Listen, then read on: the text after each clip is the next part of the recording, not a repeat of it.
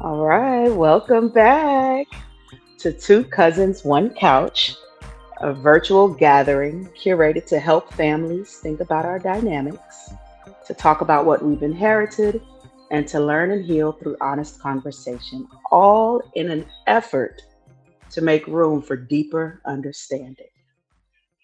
Now, this is episode 7, Lie and Deny, the stories we tell ourselves to survive. And as always, I look forward to what we're going to unpack. Thank you, Tina. You can definitely turn our music off. I appreciate you for being our maestro. Now, before we get to unzipping too much baggage, I want to stop and introduce myself because I heard we might have some new cousins on this couch with us. My name is Goze, and I am the oldest grandchild and granddaughter on my little limb of our family tree. I'm a niece, I'm a big sister, a cousin, an auntie, and I move through this world highly protected and deeply connected. I'm also the Black Love Permissionist. I'm an intrapersonal and interpersonal relationship advocate, certified feminine empowerment and life coach, trauma educator. I'm a restorative justice practitioner, cultural conversationalist, a multidimensional creatress, and if you ask me, I am an all around dope ass individual. Also, one half of the two cousins on this here couch. And I'm finna bring up my cousin Tina as the other half to introduce herself. And y'all better clap for her. Tina, okay? Show them that little dance you do, girl. Not that little dance. Show them that little dance. Dance, my little jig. Well, I am Tina Mo for show. Um, here on this Two Cousins, One Couch. I am in the world as first and foremost the oldest grandchild on my limb of the family tree. The oldest child. Um, I am an aunt. I am a niece. I am a daughter. I am an inspector by trade. I am also Stream Elements is in here. I don't know who's well ain't no telling what that is. Um but I'm also um a lover of the Bible, a Christian by name, by lifestyle. Um and I am in this world just to be me, not a caricature of myself, not a figment of my own imagination, Mm. but who I've been created to be, just Tina. And we love Tina, don't we? Now, if you've been following us for a while, you know that Tina and I come from a family of professional jawjackers. So if you are here with us, we invite you to join us in this conversation. We are proud to share this space with you as our honorary cousin. Now, this is our humble living room, right? We got a little digital living room going on. Of course, we got snacks in the kitchen for y'all. I think we might have even ordered a couple pizzas tonight, so feel free to grab you a little drink, cop a squat on this couch. We have a bean bag, we got chairs, we got a pallet on the floor, so snuggle up, get comfortable, and tell us how you are arriving today. And when I ask how you're arriving today, you can rate it on a scale of 1 to 10, 1 being throw the whole day away, and 10 being never better. We want to know how y'all are doing, how y'all are showing up with us tonight on this here couch. I see Yolanda, Brit Family Fun. She got her snack. She got some fruit. Oh, she's being healthy. Something to drink. We love it. We love it. And I also see we had some cousins on at 10. Okay. Black people showing up early. We love Mm-mm. this. We support that. Yolanda's at a 7. All right, all right. Tina, how you checking in tonight? Between 1 to 10. Between 1 to 10, I could say I'm right now at about an 8. Oh, snap. You at an 8? Okay. Well, then let's just go Mhm. ahead and lean into gratitude. This is the time of night when we do our gratitude and what we call our church announcements. So, Tina, share with the class, what are you grateful for today? Well, today I can say that I'm grateful for new opportunities, getting things done. I had some paperwork that I had been um, having some trouble with trying to complete and turn in to the proper authorities or what have you, and got some things done today. So I feel quite accomplished in having those things done. My baby sister came in to help me with some of that paperwork, and Mm, it was a beautiful thing. Of course, I love spending time with my baby sister anyway. Which mm-hmm. I found out today, which I could add to um, my thankfulness, which is my baby sister said that she had been listening to my content, and I didn't know that. Oh, And so when she said that she was listening in last night, and I think she had heard like something in the past, like from Jeopardy or something, but she was listening last night to me and Antonice. She said, I even heard you shout out mom last night. She was like doing your big one. I was like, oh wow. ooh, I And love so that.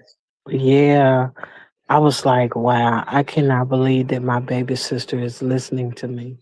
And she was telling me how, she had meant to listen to us while we were live, but she had forgotten. She said, you know how you walk into one room and then you go into another one, hit that threshold, you don't know what you came in there for. She had one of them Mm-hmm. moments. All of us had a problem. And so I was like, I understood where she was coming from then, but she said she caught the replay and she watched it, and she said we did pretty good. And so I was happy, I was glad that she was saying that it was good to her. And so I'm like, Oh, wow, that touched me in that um my folks can be brutally honest. If you are raggedy, they will tell you, you know what, there's a hole in you, you need to fix mm-hmm. that. And Okay. so they don't mind letting you know if stuff ain't just all that, you got the Mm-hmm. struggle bus going. And so to hear from her and have such rave reviews from her, that was like the cherry on top today, Yes, above the yes, things that she yes. came in to do with me and for me. And so I'm just most certainly am glad. I see you, Danielle, and I know you got to get you some rest. Okay. Yeah, Danielle was sneaking on the phone rest. talking to us last time. Mm-hmm. We Mm-hmm. we we always appreciate having you here. And I see we got Ernest Johnson, my hubby hubster, on here. Good evening, ladies. He brought the cookies and he's at a Mm-hmm. 6. Love it, Mm-hmm. love it. Um, let's see. I would say, what am I grateful for today? Well, I'm grateful for a lot of things. I'm grateful for growth. I've been having one of those moments. I was talking to my bestie last night Mm-hmm. about, you know, in short, I'm not where I want to be, but I'm absolutely nowhere near where I used to be. Mm-hmm. And I am grateful for growth and evolution and a change in attitude. Some of the challenges that I've had within the last 6 months, even, have taught me a lot about sometimes it's not what you're going through, but how you are perceiving what you're going through. Mm-hmm. So that's where my gratitude lies. Um, you got any church announcements? I feel like you kind of gave us your church announcements, hanging out with your sister, but you might have something else. No, actually, I do have some church announcements. I can look at it from a couple of perspectives. I didn't expect to go here. In that, I try to stay in the vein of transparency. I was filling out some paperwork today and I started crying. I was having one of those moments where I had like a dose of reality, so to speak. Mm, mm, Um, I had to take a moment to assess where am I really right now, and mm-hmm, to label the things that I have issues with and talk about the struggles that my day to day struggles, you know. And once I got through listing off all of the issues and all of the problems I had, at some point I became emotional because I was like, mm, I did not want to be, um, and it wasn't that so much as felt helpless in that moment, but I do mm-hmm, know that I was discussing things like, fears and thoughts and things that cross your mind and all of that, and it was just overwhelming to really, because a lot of times in the midst of just pushing just to get to the next day, and I'm just doing mm-hmm, what I got to do, what I can do, what I will do, or whatever in this moment or in this space, and then finally get to that place where it's like, no, you got to pause and assess, where are you really? Let's write this down. And mm, so to have that conversation, uh, it at some point I broke down in tears, you know, and I can say that though that was an uncomfortable space for me, because I don't like all that crying and going on, but it is one of those things mm. where I'm like, in that moment, I was able to acknowledge my humanity. I was able to acknowledge that though I'm still pressing my way in trying to do as much as I can, truth of the matter is there's a lot that I cannot do at the capacity that I used to. And uh, coming to that place and that realization was something else for me. While um, it was something that I did not necessarily like in the moment, discussing those Mm. things and having that moment of reality. At the same time, it's like, okay, I had the courage to acknowledge it. Because I remember maybe 10 years ago, I'd have been like, I'm cool, and would I'm have kept good. on pushing and Mm-hmm. pressing and hurting myself even further when I'm Mm-hmm. not in that space and I needed to stop, pause, acknowledge what's going on so I could get the help that I needed. Now that's some church announcements right there. That's beautiful stuff. I see we got some. Mhm. Oh, speaking of Anthony's too real, I hope you heard uh, what Tina was saying earlier about her sister tuning in to y'all's show, and I got to hear it today, and I just love just watching how the show is unfolding and evolving. It's beautiful. Uh, so, hello to all our honorary cousins. Welcome, welcome. Is Hey this? again, Micah. You said Thank him you. that he been looking at me off and on all day, I guess. Okay. Yeah, I would say my church announcements is from my side of the family tree.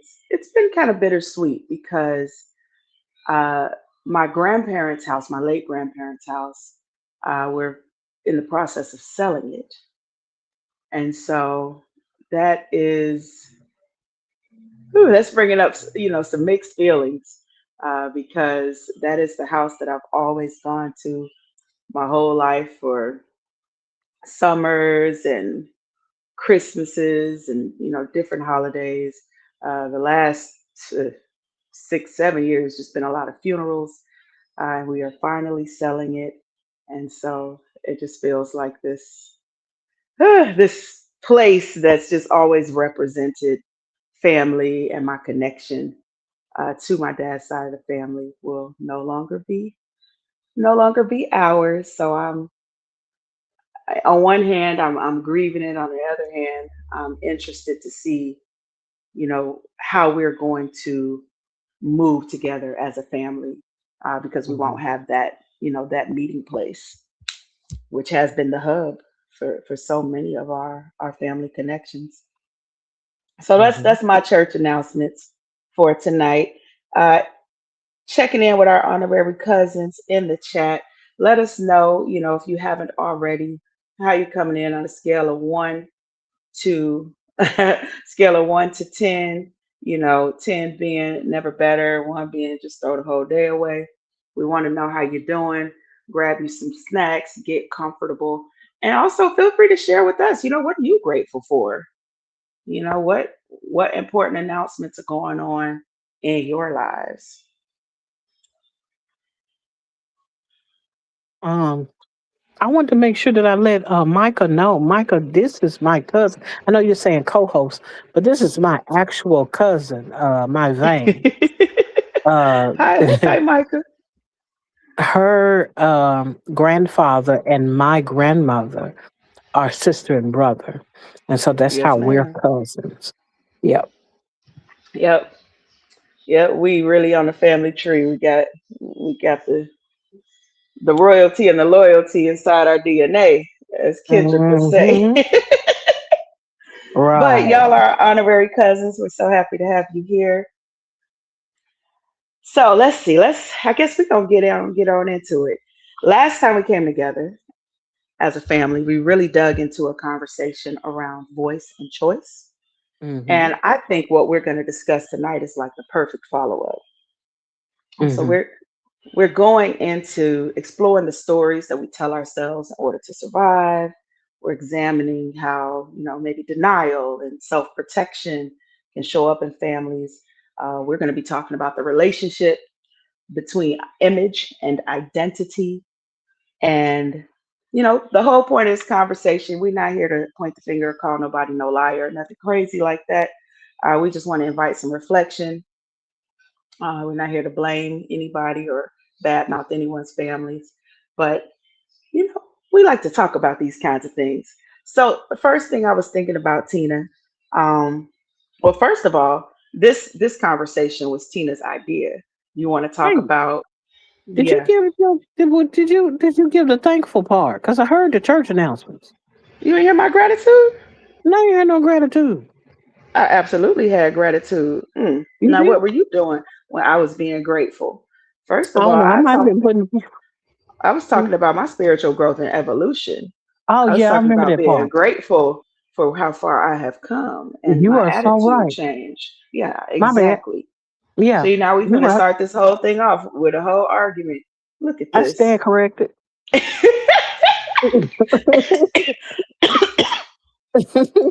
Okay, I'm grateful. I ain't have to fight Tina tonight. I Um, don't want none. I don't want it.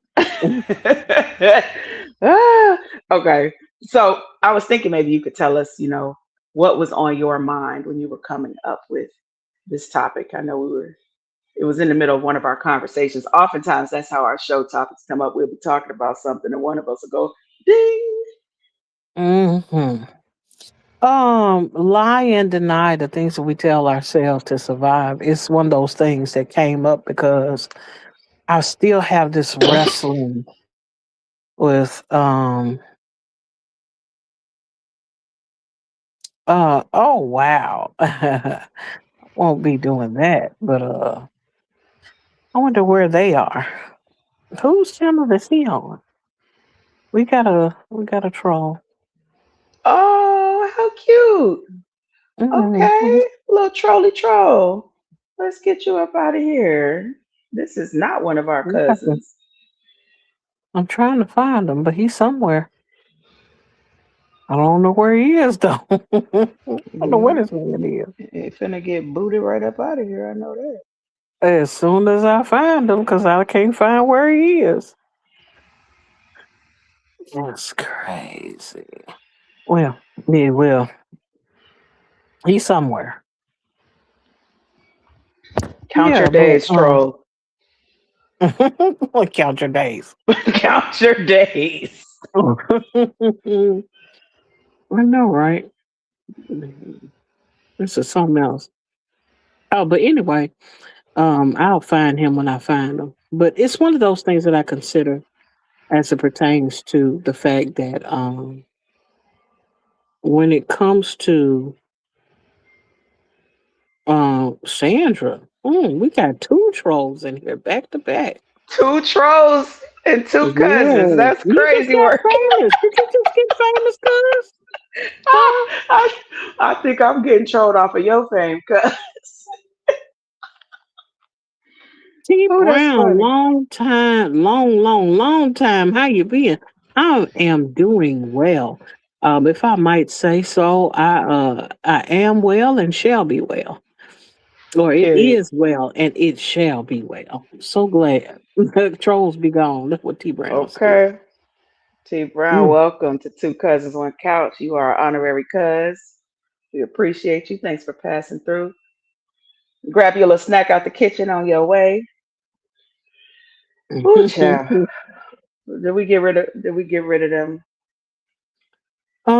I have not located them. It's a possibility that they could be on one two reels channels or something like that, unless it's in one of yours. Because they definitely are not in mine. So Oh, okay, let whoever me that see. brand spanking new troll is, I've never seen before. Ooh, a It's shiny most new troll. certainly Look at us. shiny, shiny Let me new see if I troll. can find them on mine. I can't imagine that, but it could happen, I That suppose. man said, "Who's trolling? I'm being real." This is a Gooning channel. I could be a moderating spirit for you.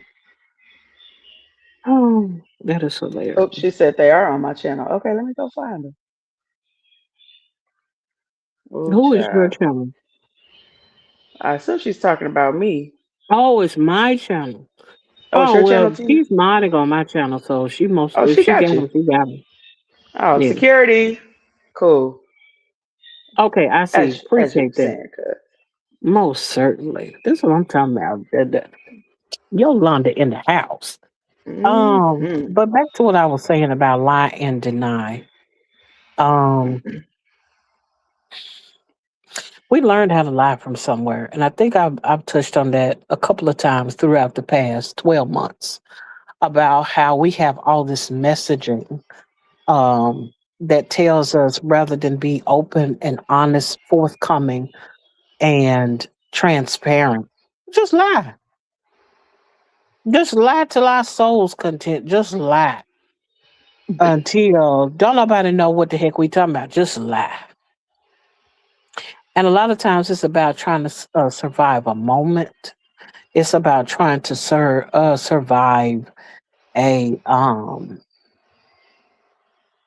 a mindset or survive a particular area as it pertains to our lives. Because we can be trying to survive trauma a lot of times, and rather than Mm-hmm. face the fact that you know someone may have just wronged us in one of the most horrible of ways. We rather be like, it wasn't that bad. Hey, everybody makes mistakes. But the truth of the matter is, it may take us years to get over that trauma, decades to Mm. get over the trauma. And sometimes, in the whole aspect of being willing to lie and deny, part of that is I'm trying to survive this moment and feel like I have some semblance of a steady mindset. I don't want to feel like I'm losing my mind because of what I'm willing to acknowledge. This is like today, and me acknowledging, the different things that I'm experiencing right now as it pertains to not being able to find a good remedy for my back troubles and things of that nature. And Mm. of you all who have had or experienced back trouble, you know how that can be tricky. Just Mm. trying to find the right medications, finding exercise that does not add to your pain or add harm, to you or cause you to hurt yourself. And so it's just one of those things where I'm like, okay, the truth of the matter is I hustled myself into almost being paralyzed. You know what I'm saying? And it's Mm. like, I'm out there trying to get every dollar and I'm trying to make all the money. And after it was all said and done, I hurt myself Mm. severely in trying to chase that dollar. And I think about that, how long had I been hurting myself over the years and I just ignored it because I was able to hop back up and keep going, you know. And Mm. and it took today for me to admit that, hey, I do have problems. And that's not to Yeah. say I've never acknowledged it before, but I had never Right. gone into detail about what's actually going on with me. And but I didn't learn that at first. I learned that you just, I'll be all right and you keep it pushing because nobody Mm. wants to hear your sad story. No one is offering you, a pat on the back for tears. It's like my tears make other people uncomfortable. Therefore, I'm not willing to divulge what I'm actually going through with people. And so Mm. I have learned that lying and denying can be a great part of a person's life if they don't have a safe place to land. If they have if they don't even have the courage to say what's going on with them, they will tell them rebrand their experience as a story that has nothing to do with what's actually going on. They will rebrand their experience into something that's a little more palatable to be able to explain to someone else so they're not looking at you like, oh, you're just trying to be a charity case or you're just trying to do this and then the other. So they'll rebrand it to make themselves either look like the hero or make themselves look like a villain sometimes, depending on just not wanting to look like they're weak or they're broken or they're hurting. Mm. Yeah. So I'm hearing you like you're talking about, what inspired you. And it sounds like you grew up where you had to be strong or at least Mhm. appear strong, Right. where, kind of under that never let them see you sweat type of Hmm. teaching, right? Hmm. Like, what you Right. crying for? and Hmm. and I love how you're sharing how today, you just could not hold that anymore. You ended up crying, you ended up sharing, you know, with people you probably would have normally kind of kept up that armor with, and you just ended up letting it out tonight. And it makes me think, and feel free to join us, in the chat, cousins, because this is a family conversation.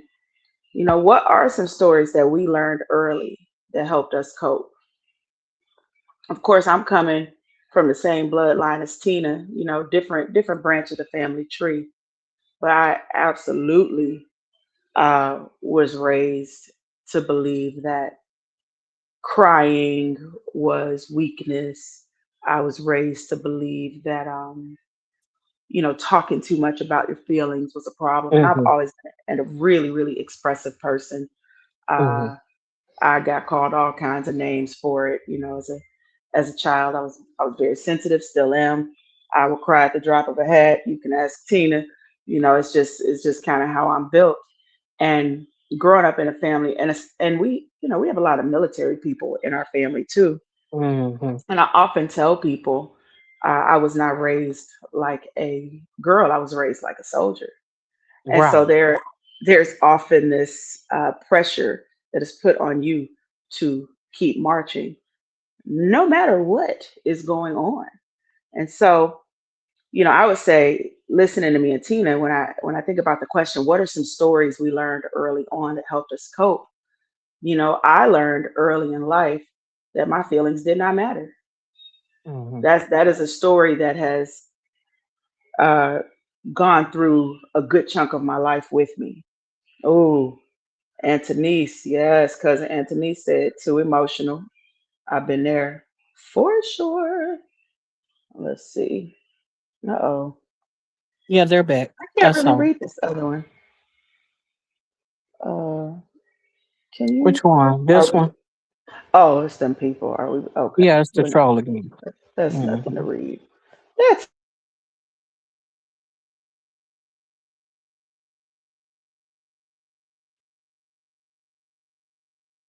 Oh, while we're waiting on her to come back, I'm sure she's having a couple of technical difficulties. But one thing that she was both saying that as it pertains to having a um, cousin. Can you hear me? military. Yeah, I can hear you just fine. I, I was trying to. scroll up and scrolled my cell phone out. My apologies, everybody. I am back. You could just time them Um, out, Anthony's. You can just time them out 24 hours. They ain't gonna do nothing but make another page and come back. You definitely got your work cut out for you with that one. mm, I'm so But as grateful you that were we, saying, you yeah. said, well, Oh, I was gonna say I'm so grateful we have the cousins that we have in this room. We mm, got good security. That's how you know uh, when you could just be sitting on the couch and you ain't even got to get up because somebody else gonna take care of that. hmm I appreciate that. Um,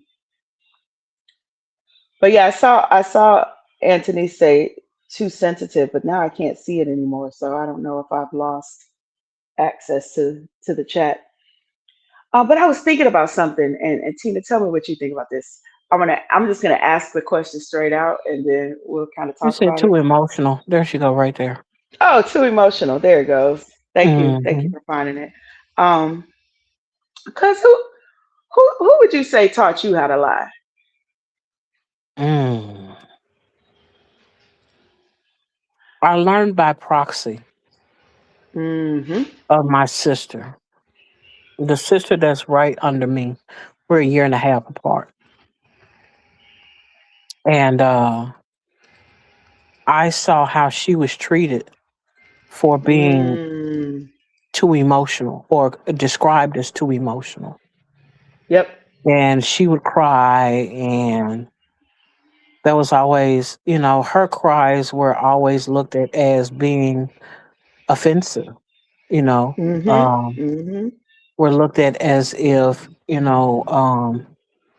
and they were met harshly, um, by, you know, whomever was around that did not believe in that kind of sensitivity or that expressing those type of emotions. Mm-hmm. And going through and seeing that for myself, I was like, no, you won't hit me because I'm over here crying. And so I learned how to stuff my feelings. That's number one. You know, Yeah, that was for sure. my first elements of lying was not saying anything, not showing anything. Yeah. Show no fear, show no pain, show no anguish. Um, and in that, I learned essentially how not to show anything at some Yes. point, you know. Because if I And can, that's I'm sorry, go ahead. no, no, you're good, cuz. Continue, please. If I can hide an emotion, I can hide my deeds.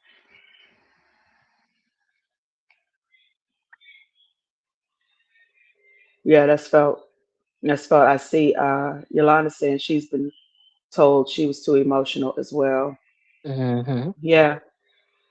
Yeah, I think especially, if you were, born anytime millennial, Gen X, baby boomer, no tears were just seen, like Tina said, tears are offensive. Like, how dare you? How dare you be crying around here? And I think it's more than even tears, right? There are emotions that are acceptable emotions. Um, hmm but I would say in a lot of, more old school black families, too much emotional expression in general from children is not a thing. Like, don't be too happy because we don't want to hear all that noise, right? All that hooting and hollering, get it out of here. But hmm also, you better not be angry because who the hell do you think you are walking around in my house with an attitude, right? hmm Don't be sad. Don't have no heartbreak about nothing. Don't express any kind of disappointment. Nobody's saying it like that, but like we're talking about, oftentimes there are messages that we are receiving. And so when I was thinking about that question, who taught you how to lie? I think the person who taught me how to lie was the person who whooped me the most for lying. And that was my mama. And it was like the weirdest thing because my mother valued honesty, Mm-hmm. right? And rest her soul, love my mama. May she always rest in peace. But she definitely had a weird way of trying to get me to open up about things because Mm-hmm. I would be honest naturally. And I believe Mm-hmm. that children are typically pretty honest, right? Honest to a fault, right? Sit up there and Mm-hmm. yell up out at the family dinner, some business they wasn't supposed to be yelling out. Uh, Mm-hmm. kids kids will tell everybody at the top of their lungs how somebody breath stank, and now Mm-hmm. everybody's embarrassed. Kids don't Mm-hmm. care. I think kids are naturally almost almost brutally honest because they don't realize, until we teach them that some of that stuff really doesn't need to be said out loud. And so Mm-hmm. when I think back to my mom, she would tell me to tell the truth, and I remember, tell the truth and you won't get a whooping. And I tell the truth and I still get a whooping. I'm like, hold on, somebody lied. And so after a while, I'm like, oh, I just gotta lie better. So I just got to make Mm-hmm. sure I lie in such a way where I don't get caught. And I started, learning how to craft my lies.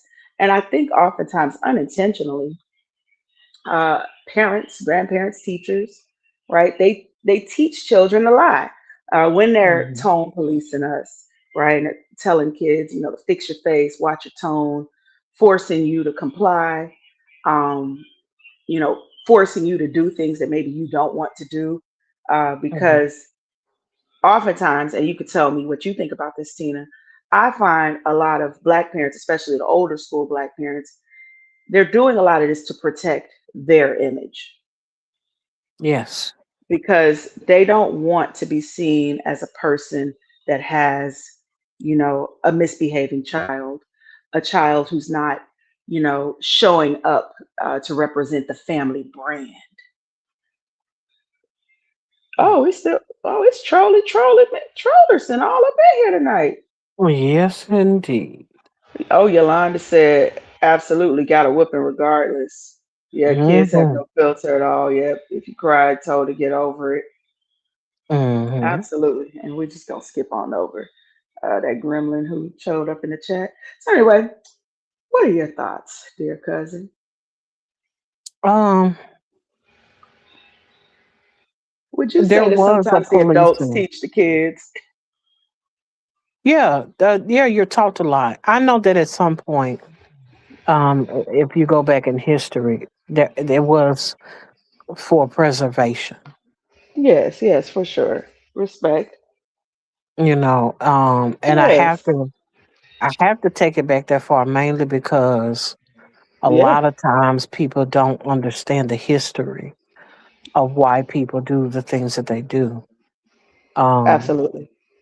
and it's one of those things where I don't ever want to take lightly the fact that people don't who don't know their history don't exactly understand what it is about it that is still being carried on from generation to generation, Mm-hmm.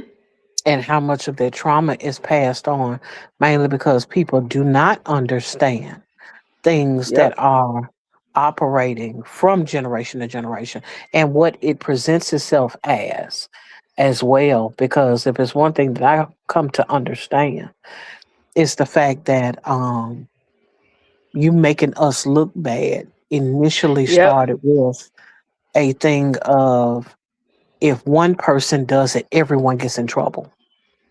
Yeah. If one person does it, we all suffer because we're Yeah. all punished at the same time. Yeah. Um, and on top of that, you don't want to become the example Yeah. before everyone else because they'll treat you worse and watch and make force us to watch you as you're punished, you know. Yeah. Yep.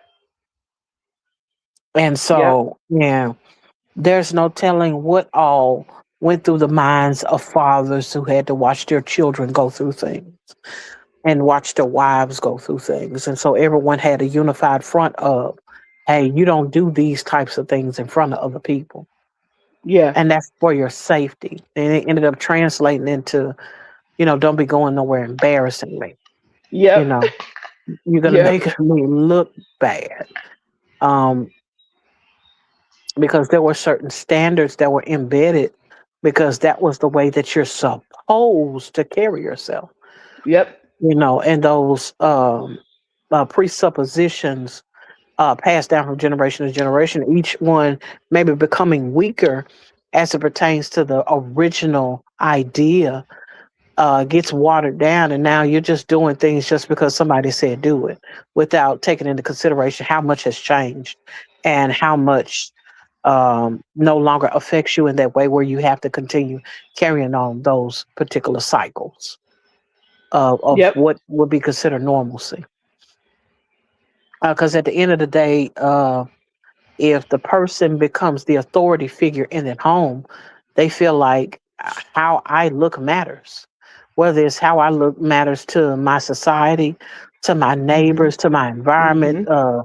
in Mhm. front of the schoolhouse, at my job, it, in some aspects, it really does matter. And so, but in others, it's just a thing of you just are more concerned about how you look due to pride, and not for the fact that you're going to lose something that's detrimental to your everyday living. Yeah. And then, I wonder, how far do we take that, right? Your reputation, your how people see you. Uh, Oftentimes, when you're talking about how we have to, or when you were giving your example about you learning to hide your emotions early in life, right? What Hmm. ends up happening, the messaging is the parents' emotions do matter because they care about how they are being perceived, right? And if they're being Hmm. perceived in a way that doesn't feel good, that is bringing up emotions. Emotions are being catered to. Hmm. And so then you start learning, well, whose image actually matters, right? Whose emotions do matter. Hmm. Who gets to be honest, in this home space and who doesn't. Hmm. Um, and then that makes me also think, obviously, as you're sharing your story, learning how to mask your feelings, that served you. It has served you, right? It's been, I'm Yes. sure you've benefited from it. You said even looking at the difference between how your sister was treated and then learning like, shoot, that ain't gonna be me, right? I'm sure that has protected you. I can definitely say, um, I've been protected. You know, even to this day, I'm a person who is very uh, feelings oriented, but baby, I Hmm. don't share that with everybody. Um, Hmm. so when are some times where it has served you that you can think of, even in your adult life?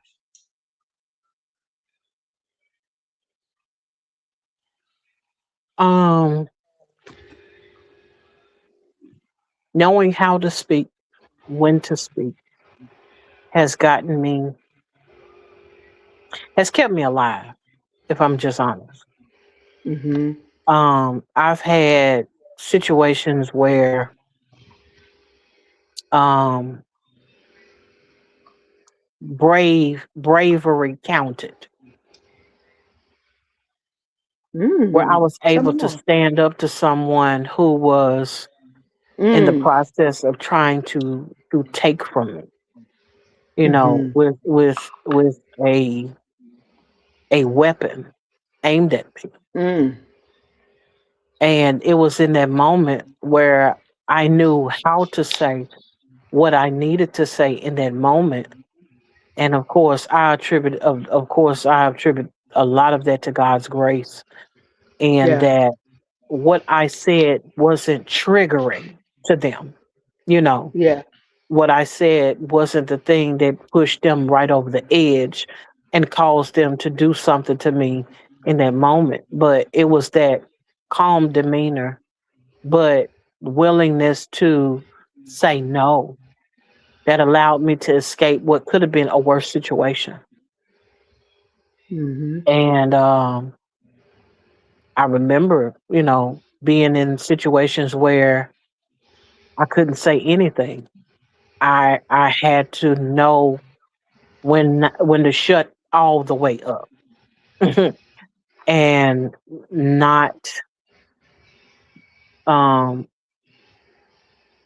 be willing to be submitted to what was going on in that moment, even Right. though I didn't like what I was experiencing at the time, but it spared my life again. So Mm. I can say that there have been plenty of times where, hey Trisha, I see you. Appreciate you coming in. Welcome, cuz. Well, not honorary cousins. Um, but it was definitely one of those times where I'm like, okay, I don't like the situation I'm in, but worst case scenario, if I say anything in this moment, it could cost me my life. Yeah. And so knowing how to say, when to speak, when not to speak, how to say, and what force, being able to read a room Yeah. has preserved my life Yeah. on many occasions. Yeah, for sure.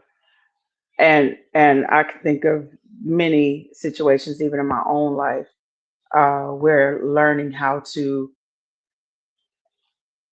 put up the armor, right? Learning how to mask has benefited me, for sure. Learning how to fix my face.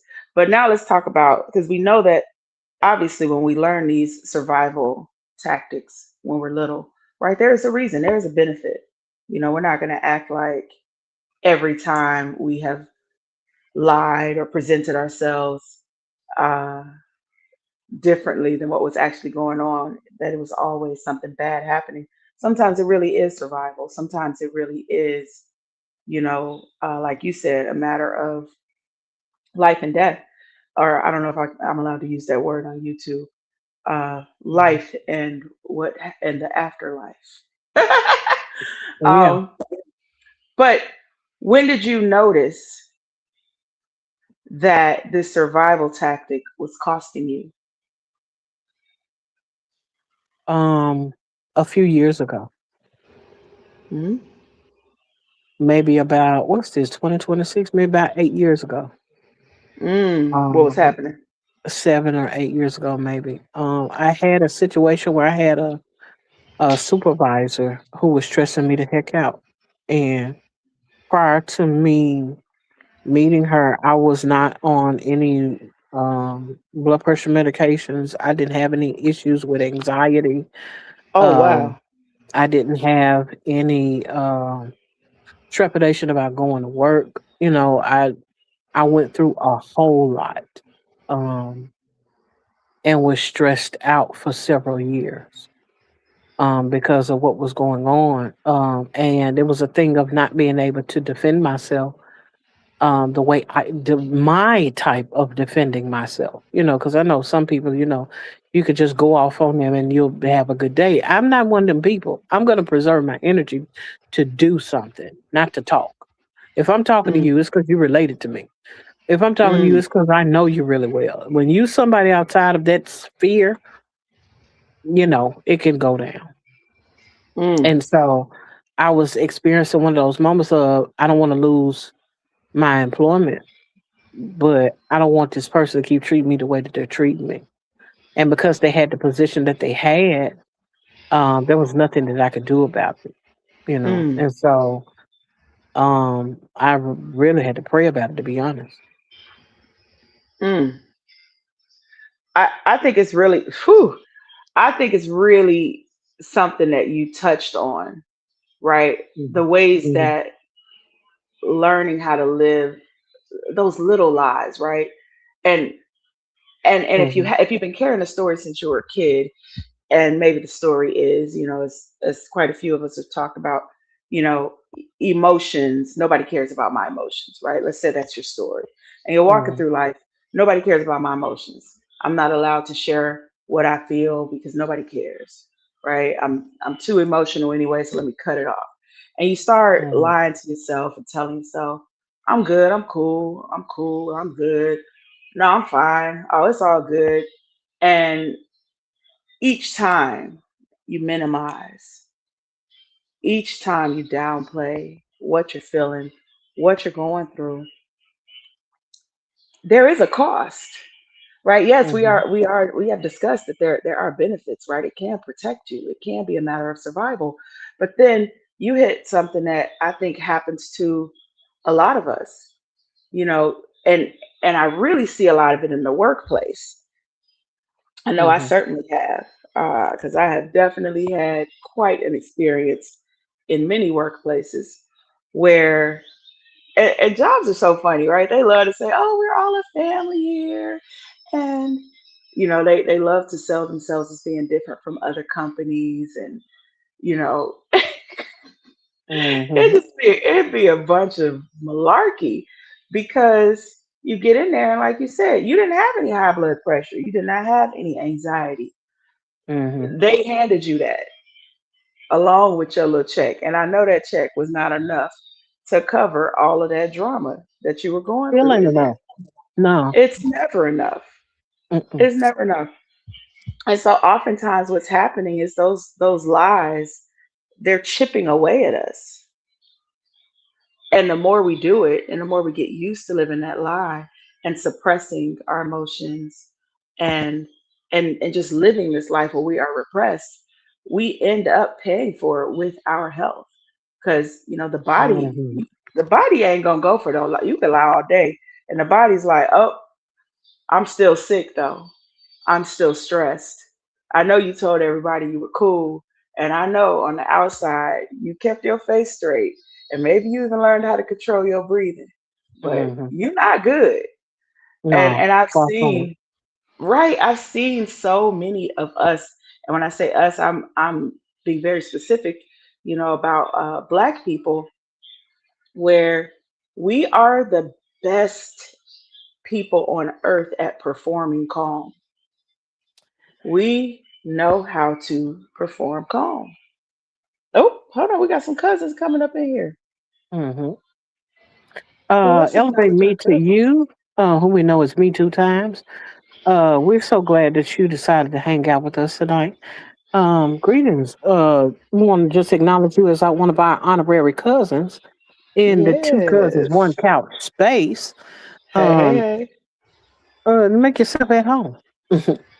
Please do. Thank you for joining us, our honorary cousin. I don't even, child, that squirrel got me. Help. um, yeah, I know, right? But it's one of those things that I think about as it pertains to um, the whole thing of being in those toxic spaces Mm-hmm. and what we've experienced. Yeah, I get the thing about being black, but there was another layer to it because I was Mm-hmm. being suppressed by another woman. And it wasn't, Mm. at some point, there was only she and I. We were the only two women on the crew, her as a supervisor and me as a worker. Yet I was being Mm. completely suppressed by her, oppressed by her. And Mm-hmm. it was in that I was like, this ain't even fair. When you got your position, I was applauding you. I was clapping it up for you. I was celebrating Mm. you. But then you get the position, and it's like now you try to put your foot on my neck, and I didn't understand that it was unnecessary when I wanted her to have the position that she had because I felt like she represented us, quote unquote. But Mm. it was Mm. one Mm. of Mm. those things where it's like, okay, now it's something else. I'm like, don't be threatened by me because I work with excellence. Just know that you have a good worker. Why you can't look at it from that perspective? And it just took many years of the back and forth and changing of uh, hours and working crazy hours and uh, having being expected to do go above over and beyond the call of duty in so many different ways and until some of that stuff attributed to some of the issues I have now, Mm-hmm. because it was one of those things of you got a person that's trying to break you by making you work so much, but then your lifestyle conforms to or adjusts to the money that you're making because you're always at work. And then one day you can't work all those hours. And it's like, wait, now you're trying to find other means and other ways to make up the difference, and you end up hurting yourself in the process. And so I think about that, how there were so many factors as it pertains to what happens when you're in that space with someone and it is their they basically teach you how to suppress all of your emotions because they're the person in Mhm. power. You know, they Mhm. teach you Mhm. how to suppress how you actually feel so you don't react Mhm. in a way Mhm. that is savage. Good matter of fact, I could say that when I was working there at that time, there was a label put on me, and I wasn't none of that label. But the more the push and the poke and the prodding made me want to act like what I was labeled as. And so I had Mm. to fight the urge to go ape on people, to be the savage that they said I was, all because I had a jacket attached to my name. And they figured that they could use that against me. Mm. Man, so whew, right, and having this discussion about image and having this discussion about the lies we tell ourselves. I think that that is like a strategy that is so commonly used, right? You use and abuse someone, and the way you control them is by labeling them negatively, and then Mhm. you get because they want to prove that they're not like whatever you're saying that they are. And so they already don't get the chance to just exist as a human. And even I was seeing here, as Yolanda was talking about, oh, I lost it. I held it here, but it moved on. I was trying to find her comment.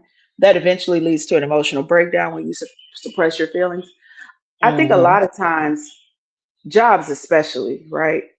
They press that button on purpose.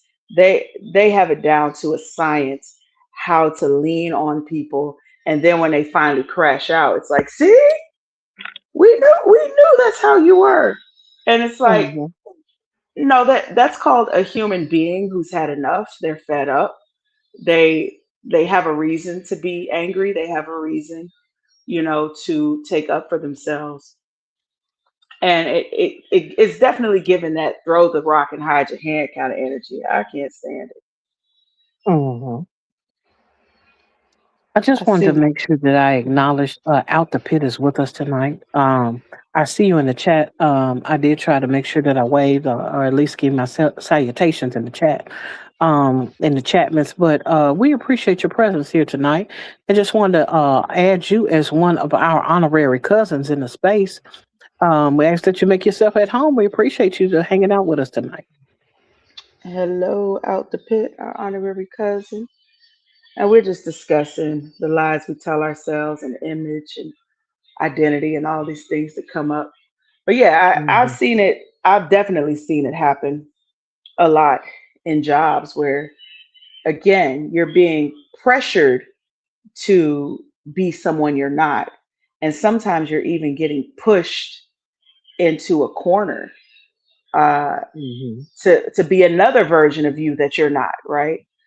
Because I don't think it's fair to try to label somebody what's good, because to try to label somebody based on how they feel when they're being put you know under just an extreme amount of pressure and abuse. Hmm. Hmm. Yeah. Um, And that's the thing. It makes me think about people that are in other fields, like you have your firemen or you have your Hmm. police officers who deal with the stress of, complete strangers calling you pigs, complete strangers that are, degrading, and demeaning towards you. Have a sense of hatred towards you, not even knowing your character. You haven't done anything. You're just trying to do your job, and then you have to, and then they go home. And it's like, who taught them how to decompress? Who taught them how to live their life beyond what their experience is without either suppressing those emotions where they don't talk about it at all, or next thing you know, you have an individual that's volatile, in a volatile space where they could blow up at any given moment. If it's not that, then they're imploding. They sitting there, they drinking themselves half to death, or just so many different aspects of life that is getting trashed just because of the levels of stress and the lies they told themselves about, um, this mattering to some degree, or I have to do this because this person or that person is expecting me to be this or desires for me to be that. You know, Mm, because trapped in a sense of duty a lot of times is just the pride of trying to be something to somebody else. yeah, for sure. Yeah. And I was even thinking about, in our family, um, like I said, we come from a family that has quite a few military people, but we also have a family with a lot of religious people. Yes. And, I think that shows up a lot in religious families where Hmm. the image, right, how you are presenting starts to matter a lot more than you just being your authentic self. Hmm. Um, I think that being attached to something or being a part of something that identifies you can be a trap in and of itself. Because if Yep. you're allowing the thing on the outside, whether that be a building or an ideology, to define you, then you can easily walk into a trap, that someone else has Yep. set for you, and you just living by someone else's words. On the other hand, I do believe that people have a innate desire to be connected, whether that's connected to one another or being more connected to their own families, connected to their past, connected to what they consider as God, in their lives, in one way or another. And so I think about that as it pertains to that desire can be hijacked by anyone. That desire can be exploited by anyone if it's not guarded properly. If it's not if proper vetting has not been done as well. Because I don't think it's Hmm. anything wrong with having religion, but if that religion is not teaching you how to interact with people and not turn it into something that's so starchy that if you do anything that's different from it, there's the punishment and the consequences are so severe, that you can't really live with people at all. There's a problem with it, you know. Um, Mm. and so it's one of those things where I tread lightly in that I try not to come against people's religion because you don't know how people are raised. On the other hand, it's like, but they're not wrong for wanting to believe in something. They're not wrong in desiring to place their faith or their belief system or whatever, wherever they want to place it. The thing about it is, are you able to be held accountable to the decisions that you make, even as it pertains to who you're associating yourself with and who you're governing yourselves by? Because a lot of people want to point the finger at somebody else when a lot of times, they need to take accountability for their own actions. We got Simply Shayla in the room. Hey, Simply Shayla Shayla. says, "Hey Tina." So glad that you decided to come hang out with us. Just want to recognize you as one of our honorary cousins and hope that you are able to um, hang and chill with us for a minute. Thanks for coming and hanging with us. Absolutely. Welcome, welcome. Oh, out the pit says, "I used to identify as a Hebrew Israelite. A lot of what I was attracted by was the identity it gave me at the time." Hmm. And I think, just keeping the focus. And so when I brought up religion, it had nothing to do with criticizing people for religion. It's Mhm. about what happens when we use whatever we're identifying with to, one, we identify with it so much that now we have to uphold a certain type of image. We have Mhm. to present a certain brand, right? We have to represent Mhm. ourselves in such a way where now the image becomes more important than who we truly are. Mhm. Mhm. And I think there's a fine line there. And what is the balance Hmm. of being who you are and taking on a set of ideas that you think will work for your life better, you know?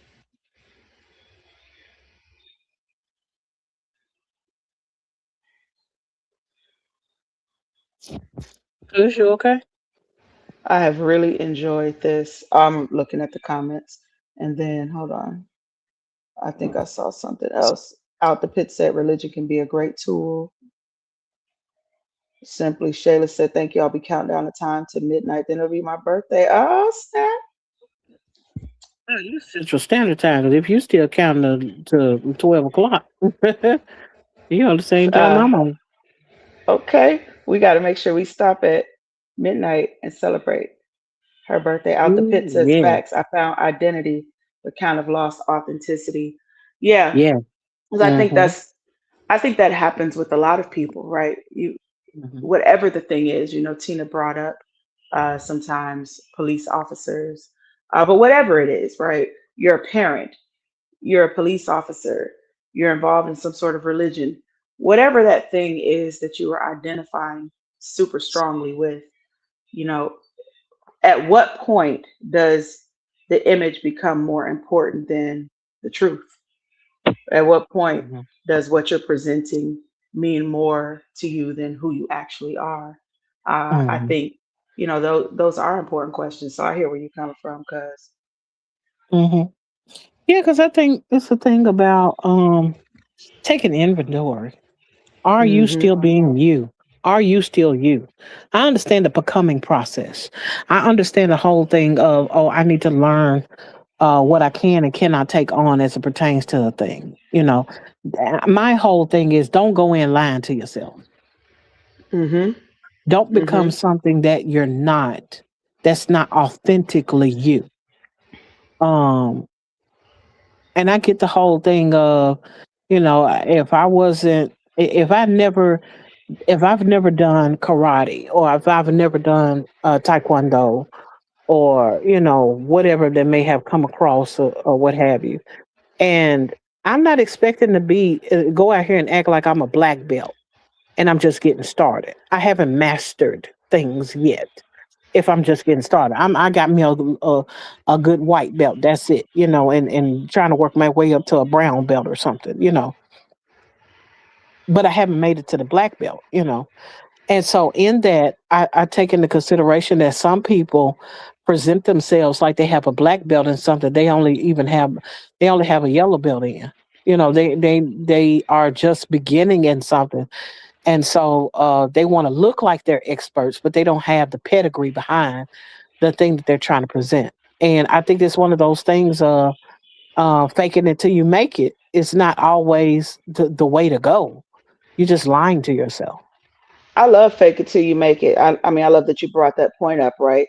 Because I think Hmm. that can definitely be one of those kind of origin survival stories, right? Hmm. That goes Yeah. along with, if the story is nobody cares about how I feel, right? Or the story is I got to do whatever I got to do to get ahead. That fake it till you make it can certainly be Hmm. something that's taught to you young. So then when you bring up, oh, well, you know, don't lie to yourself, when you start identifying with things like religion or maybe some sort of service based career or becoming a parent, oftentimes I don't think people are aware, right, that they're lying to themselves.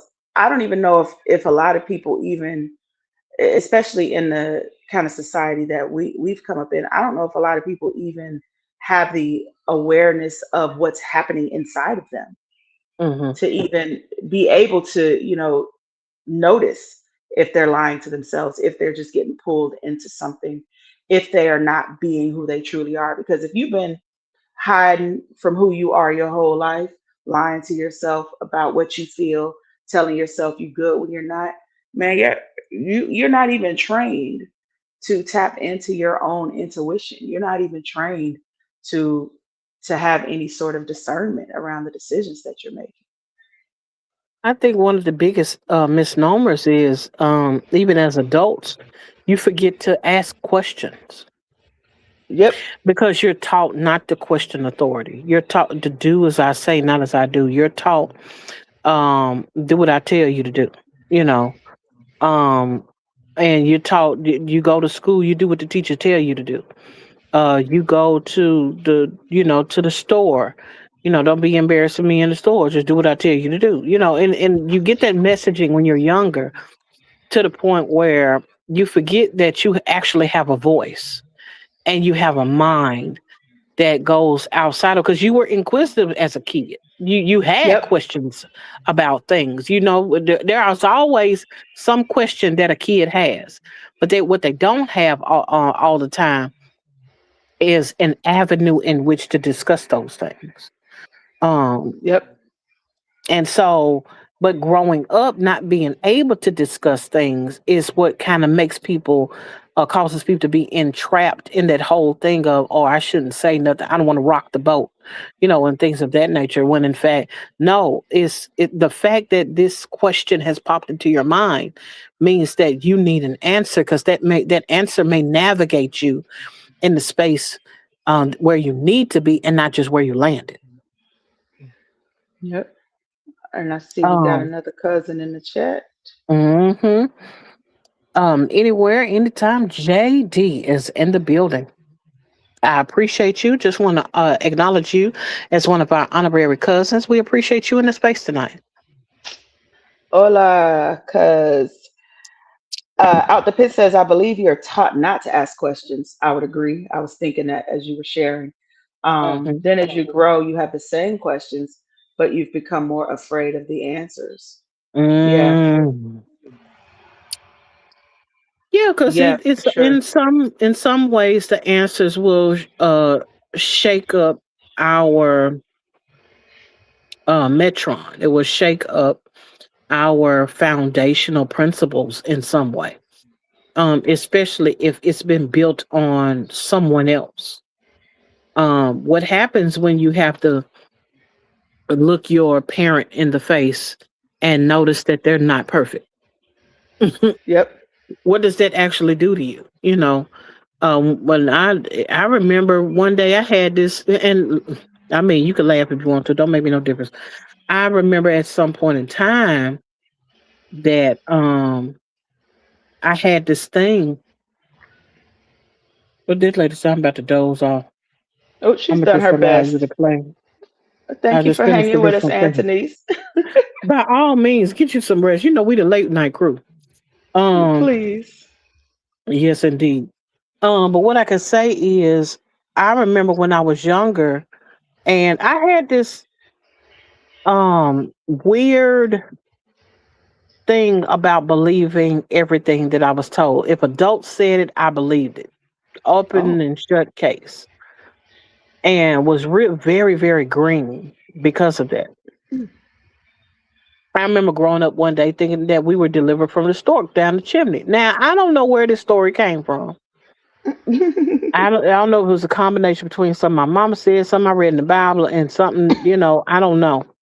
And something I saw in a cartoon. All I know was, you didn't read about no stork in your Bible, child.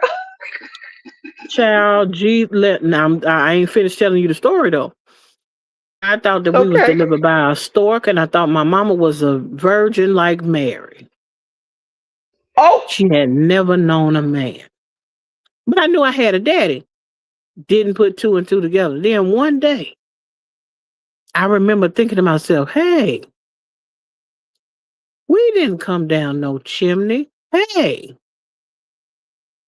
babies come out of humans. Uh oh. Oh no, my daddy has defiled my mother. And I was like, stupid. No, that's how you was born. I Not defiled. What? I was mad at my daddy. I'm like, how dare he? I wasn't ready for that one. I mean, because I thought she was unblemished. Now, this is my own mind doing its own Unblemished. thing. These words are cracking me up. How old were you even thinking about I, someone I being don't remember. blemished? I was young, whatever it was, and I was old, finding out differently. I might have started thinking about Tickled. it like when I was like 3 to 4 or 5, maybe.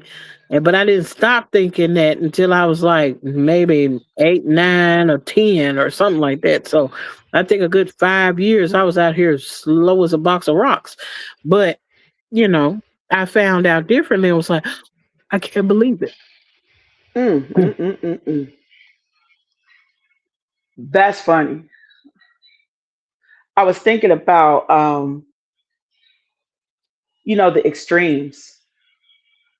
the extremes in some of those stories we believe, right?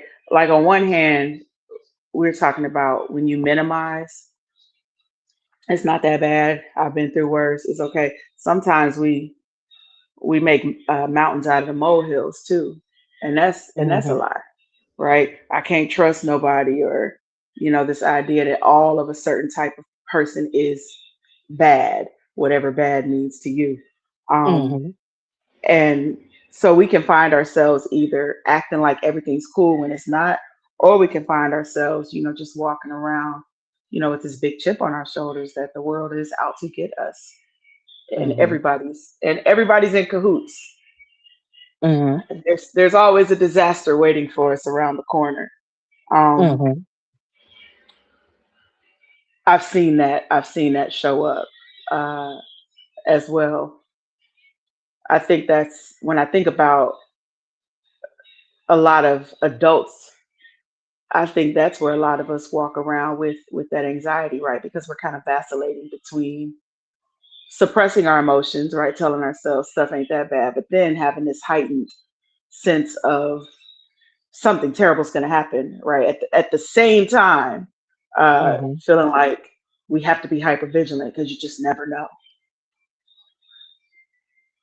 Hold on. And you ain't the only one who believed the stork story, Tina. Hmm. I mean, it's one of those things where, you recognize your own ignorance at some point. But I think all of that could have been resolved if I was just able to ask some questions. And I don't know if I felt comfortable with asking that question when I was younger, because I know that Mm, if I didn't know nothing else, I knew that sex or anything close to it was a taboo topic. mm. Because if it weren't so taboo, I would have known something by the time I was over there thinking that the stork had us, How old sliding were down the you? Do you chimney. remember? It'd have been like 8 or 9 or 10 or something like that. Gotcha. And were you already familiar with? Oh, were you already familiar with sex at that age? Yes, but uh, yes and no. It was one of those things of, okay, I can't even remember. I had to remember how old I was because I do know a few things. I got suspended in the fourth grade, and it probably would have been around that same time. The light bulbs came on, a lot of them at a young age, but they weren't all. They were all for a long time. I was exposed to a lot of pornography growing up. Um, my grandfather had a satellite. I knew all the channels by heart because he would watch them. Not just sitting there watching, but he would like go past them in the middle of the day in broad daylight. And I'm like, I wouldn't be like one of those kids like, oh, I saw this and I saw that. I didn't say nothing. I just looked, paid attention to what was happening, paid attention to what channel it was on, and remember and memorized it. And so And so in the middle of the night, I would be watching stuff I ain't had no business watching. Well, later on, I would go through stuff in the house and whatnot. And I found uncle's he had pornography and or corn, because I don't think you say the p word, but he had corn Right. in the house, and then we found it. Shoot, they took it to school like they're giant dummies, but we still took it. And me and my sister, the one that's right under me, we got suspended from school. So around that same time, I think was me kind of learning things. You know, you see stuff, but you don't know what it is. And I had a lot of that. I had a lot Got it. of, I saw things, I heard things, but I didn't have a definition for the things that I saw and heard. Makes sense. Makes sense. So Hmm. you had been introduced to it, but in such an inappropriate way. But Hmm. your little kid brain still wasn't connecting. Like, oh, this is what my parents did.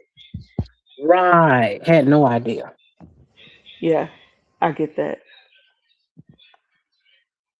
I get that. Blue Shade is laughing. Hmm. This is this is Hey, Donald. interesting. I just want to acknowledge Donald as one of our honorary cousins. I see you. I just want to acknowledge you. Appreciate you for sharing the space with us tonight and hanging out with us. Hello, hello, our honorary cousin. Welcome, welcome. We are happy to have you here. And we are talking about the stories we tell ourselves to survive, whether they are good stories, whether they're stories that don't feel so good. I think we can all admit that there have been times in our life where we have either believed a lie or told ourselves a lie or told somebody else a lie, whether it was by minimizing how we felt or catastrophizing. So, if you have ever had that experience, you are in good company.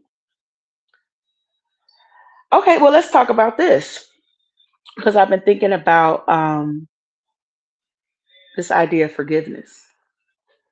And, I've seen this a lot. I, I really see it a lot with little kids, um, where in families, a child does something that is, you know, not acceptable based on whatever family culture they're in. And they're told, to say you're sorry, right? Uh, and the kid might not. Oftentimes, the kid ain't sorry, right? The kid did it, they meant it, they were happy to do it. It was important to them to do it. And then now it's like you got to start telling yourself or telling the family, I'm sorry, I shouldn't have done that. Um, how do you think that impacts children, Tina? Um,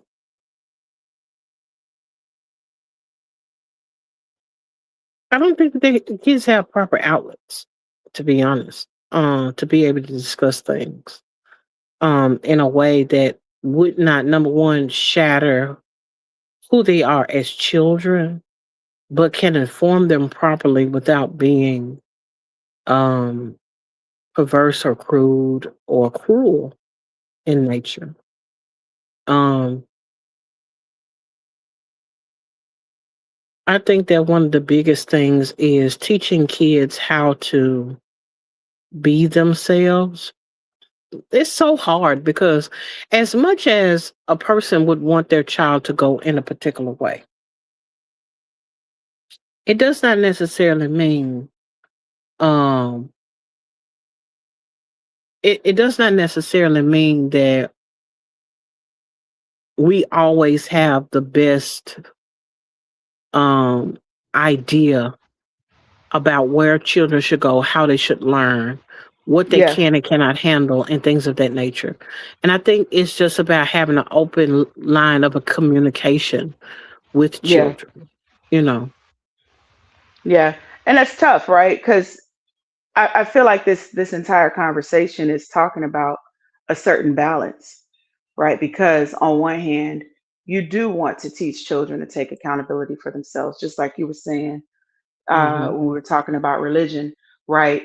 What is that difference between taking accountability for, however we're identifying as a spiritual being, but on the flip side, being authentically who we are? And Mhm. and what does that look like? How do you balance all those things out? And with children, you're trying to raise children to be decent human beings. You're trying to raise them to know how to move through society in an appropriate manner. But then when does pushing them to behave or be appropriate, when does that turn into you turning them into somebody that they're not? You know, how can you teach a child how to be themselves, and on the flip side, train them to have a certain set of values, that will, help them get through life. I don't think that's easy. I would never want to be a parent. Oh, we got some new cousins in the chat. Looney Tunes. So glad to see you out tonight. Appreciate your presence. Um, just want to acknowledge you as one of our honorary cousins in the space of the two cousins, one couch, and Hmm. hopefully you'll get something out what we're talking about tonight as it pertains to lie and deny. Some of these things we be telling ourselves just to survive moments, you know. Yeah, for sure, for sure. Oh, wait, what's happening here? Donald Oh, is being a bit aggressive, and if he don't watch himself, he will get banned. oh, yeah, that's it. Yeah, this is a show about family and overcoming in the family. So, let's all just be mindful. Again, reading the room. We're reading the room in here. Um, but I was thinking about when I was bringing up, kind of forcing children into apologies, how that could even overflow into us kind of living in this world where we force forgiveness, right? Even when the forgiveness isn't necessarily even there, right? But there is this almost this ritual of you do something that somebody considers wrong, then there's this apology ritual and this, what's up? Oh, I thought you said something, cuz. Mm-mm. And then, you know, somebody has to, kind of almost behave as if they're okay with things, even if they're not, even if they're saying, they're apologizing for things that maybe they didn't mean to apologize for, or they're now feeling this pressure to forgive somebody that maybe they don't even, feel the need to forgive. Um, I was even thinking about, I used to have a ton of frustration toward my dad. And just, to be fully transparent with all my honorary cousins in here. So my dad went to prison when I was in my 20s. I think I was about 23 up until, and he was there for about 14 years. And I remember when he first went in, you know, I was a good church girl at that time. And so my immediate response was just like, you know what? Obviously, this is what God wanted. He needed to get caught. He needs to clean up his life. It's time for him to start over. And I was already moving into this position of, I want to forgive my dad. I want to support my dad. And to be honest, I hadn't even taken the time to sit with how my dad's behavior impacted me. I was just Mhm. already ready to get into that posture of how do I support him? How do I forgive him? How do I move forward? And it took some years, before I realized, I mean, years of denial and all of that, right? We're talking about the lying and denying. People were asking me about, well, Gose, it seems like, you know, maybe you have some daddy trauma. Maybe you have some issues that have come up in how your dad treated you. And oh no, I'm good. I'm good. I remember up until I was like 29, I kept thinking, I was good when I wasn't. And then one day it just Mhm. hit me, and I was irate. All this just came piling down on me when I realized, oh, I have a lot of animosity toward this man. And I remember a friend of mine at the time asked me, well, I think you need, are you okay with forgiving? And I'm like, no, I'm not. And my whole life, based on how I'd been raised and based on, at the time what my religious beliefs were, I thought forgiveness was something I had to do. I didn't even think that it was an option to not forgive. I didn't even think that there was an option to sit with how I felt long enough. I thought forgiveness was something you had to offer immediately. I didn't even know, I didn't even know that there were other ways to go about things. So I can definitely see how, even my understanding of forgiveness was being weaponized, and I see that happen a lot in society, right? Where there's this expectation um, to kind of resolve things uh, faster than maybe what you're even prepared to. And I could see that, as performing a certain kind of image, right? Showing up a certain type of way that's inauthentic to who you are.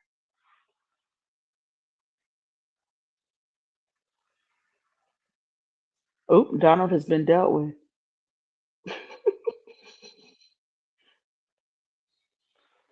Cuz, oh no.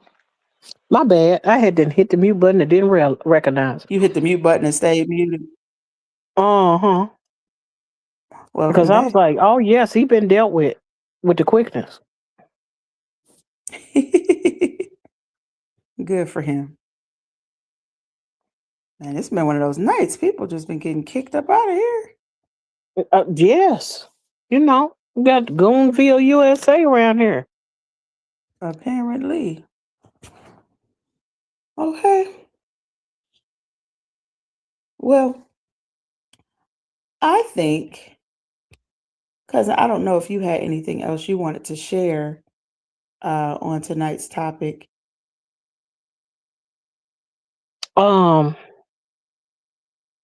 Not really. I think that this has been one of those things where, I mean, of course, I could do the wrap up if that's what you're talking about, but I think it's one of those things where I'm learning how to um, be a lot more honest with where I am in life, Yeah.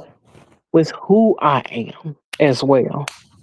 Um, I know that everyone can't necessarily handle me in every facet of my life. And it's not like I'm doing a whole bunch of stuff or living crazy or raggedy or whatever, but it's one of those things of I respect the fact that everyone can't handle who I am. And that's okay. That when I need to let my hair down or when I need to have a hard conversation or if I need to say something or get something off my chest, I have a community of people. I have a village. I have a tribe. I have people in my life that I can lean on when, the quiet part needs to be said out loud, but not necessarily in front of everybody on YouTube or Instagram or Facebook. You know what I'm saying? It's more so one of those things of I need to discuss a matter that is private to me with those that I could be private with, and they share that space with me and hold that space for me. Um, and I think that's just where I am today, where I'm like, okay, since things are the way that they are, I want to be able to utilize those things to the best of my ability. Makes sense to me. Yeah, I think I can relate to that for sure. Um, I think every day, you know, going back to what you said earlier about being curious, right? Not just being curious when it comes to talking to other people, but being curious with myself. You know, I've been learning to ask myself more questions, to slow down more and make sure that all of me is in agreement, with whatever decisions are being made. Cuz sometimes, the mind will make a decision that the body ain't really down with, or the body will go along with something and the heart really ain't on board with. And so I've been, for myself really working on checking in and making sure that all of me is okay with the direction that I'm pointing myself in, or even making sure that I'm not being pulled in directions that none of me wants to go in.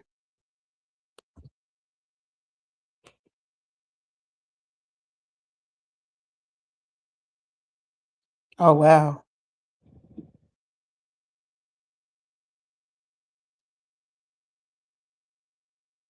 No, Looney Tunes, you are not blocked.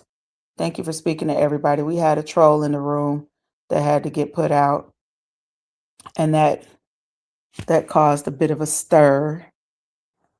Tina, I don't know if you're muted.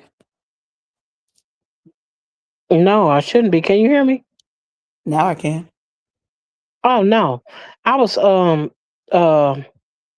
while you were talking, I was trying to let Shayla know that that person, that individual, that last troll came after her specifically. And Mm-hmm. I was about to let her know to be careful. And just because you see my name and Anthony's name pop up at the same time, Anthony's is going to be it. That's just her chat rolls in at the same time mine does. Because of how the comment section is set up.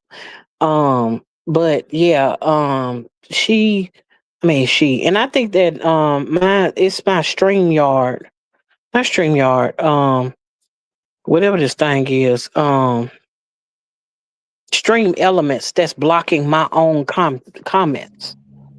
I'm like, what? I can't even say what I'm trying to say because it's blocking my comments. That's been happening to me all day. I'm gonna have to get a hold of Stream Elements. Cut that out. Mm. But Looney Tunes, I appreciate you as well. I see you. You said blessings, ladies. Much love and respect. You have a great Yes, same to morning. you.